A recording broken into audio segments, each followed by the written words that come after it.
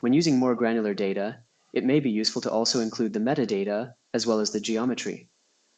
Open Specify Features and select Highway. This is the tag for all roads and paths. Deselect, for example, Bridleway and confirm the changes.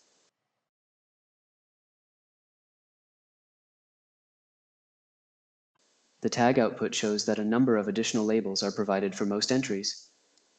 These take the format of a key, such as name, and a value that gives the street's name. The cluster of components here in Section 5 splits these lines at the equal sign and formats them to match their associated geometry. These can be connected then to the UDK and UDV inputs of create attributes.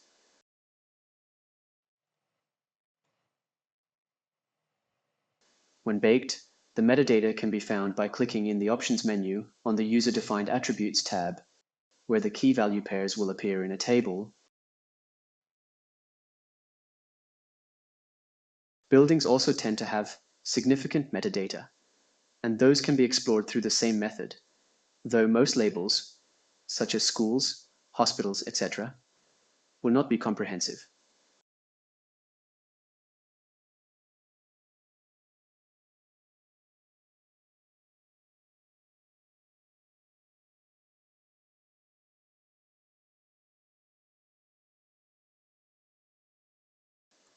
Two of the most useful labels are height and levels, which aid in making massing models.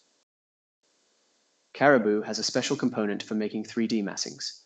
It operates the same as the nodes and ways components, with one additional input to select all building footprints on only those that have height data.